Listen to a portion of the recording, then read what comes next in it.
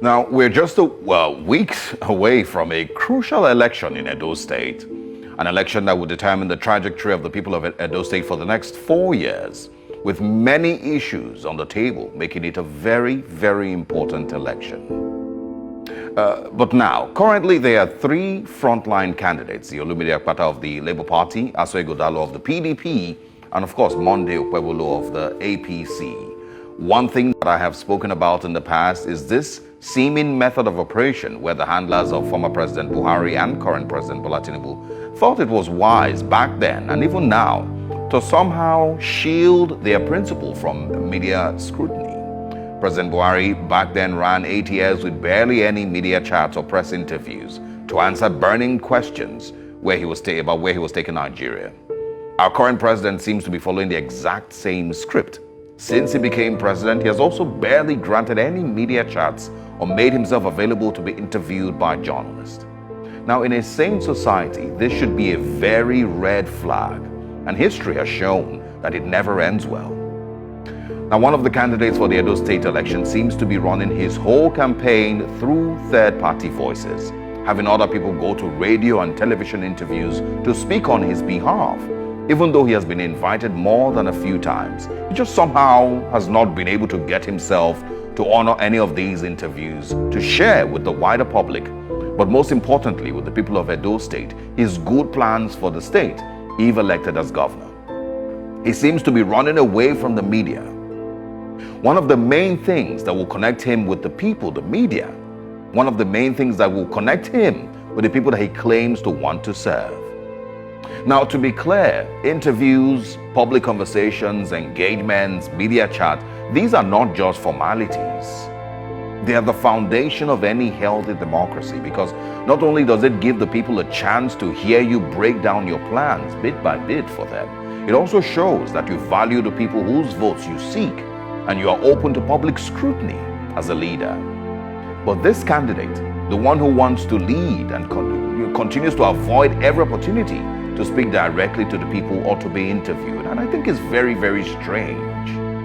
It tells a very important point that very candidate doesn't respect you, the voter, enough, and he's audacious enough to believe that he can run a whole campaign without press interviews and still have you vote for him. That's what it tells. That he believes within himself that he can run a whole campaign by simply putting up campaign posters without being interviewed, without putting himself through scrutiny, without, journalists, asking him tough questions. He believes that he can run that whole campaign and still get your votes and win. It's baffling.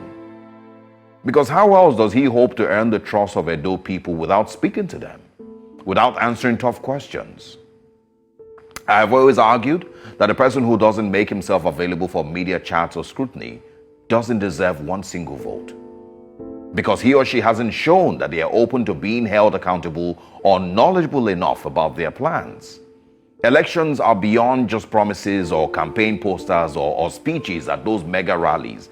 They're about dialogue, they're about engagement and accountability. So for a candidate to consistently dodge interviews, it's not just bad optics, it is bad for democracy. And so to those around that particular candidate, how do you hope to win the hearts and votes of the millions of Edo indigents when your candidate refuses to grant media interviews? It is again my opinion that any candidate in an election in Nigeria that isn't open to interviews and dialogue with the media, with those who he or she hopes to lead, isn't deserving of one single vote. Good morning, Nigerians. You have heard it now, right? If some of us say it, you say we are being partisan. Oh, we don't like this party. We don't. Now you know the country does not like the party. You know the society rejects the system of government that this party employs. You know the people are at variance with the propagandist strategy that these guys employ. Yet you continue to do things to annoy, dare, provoke, insult the sensibilities of the people. This one is not a politician, he's a media person. This is not Rufai that does not like the APC. It's painful how you want to run a campaign and say you will not talk to the people. You are not going to sit and somebody says he's speaking, you just heard him. At least what I've learned from this conversation, I just learned something, that it's even an insult to the people. So beyond us just talking, it is an insult to the people. So Edo people are being insulted by this continuous shying away from the media conversations, media engagement. It is an insult. And like he said, God bless you. That guy is a Benin boy. Benin boys will not be mumu. Except say you, nearly you join APC, your brain will off. Nearly you just join APC, you are not an idiot. And not the fear. You are not an idiot. That's what it means. Because if you are not, you will understand clearly that how can somebody wants to compete for an election. For example, I want to be governor of a state, and then you are running away. You say you are talking in campaign. Who is asking you the questions? Now let you talk. You want to be the person that talk and nobody listens to. In Buhari's government, he shied away from the electoral debate. He shied away from any conversation before his election. In Tinubu's government, it was scrapped totally. The presidential debate did not hold. It did not hold at all. The official, forget the one that Arise and a few other channels did. The main National Electoral Debate Council, it was scrapped in Tinubu's government because he had influenced it to say he doesn't want to appear. And then you see the government. Like he said, history has never been fair. History will always repeat itself, except you say Buhari did well. That's why you can clap for Okpebholo for staying away from the media. For all the 8 years Buhari was in government, no media chat, nobody. There was no one for once. Now, even Wike that is a wicked man, the Herod, is holding media chat here and there because, of course, you want to ask questions and get responses and prone and prude into conversations. It's not just enough to say you have got visions. Let's discuss how, break it down in bits and pieces. How do you hope to achieve these things? A man is saying that you don't need media to win. It's not by English. Nobody says you should speak English. Do you have sense? Can you convince us that you have sense?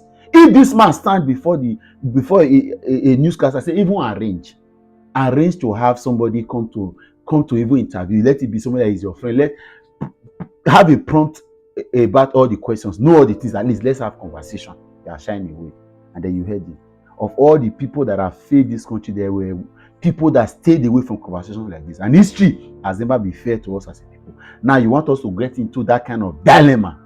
We are dealing with one in the federal. I want to get into it in the state. Now God will punish all of us now. Where they force this thing down our throat. And then when we talk, now say, shut up our mouth. Now don't hear that now.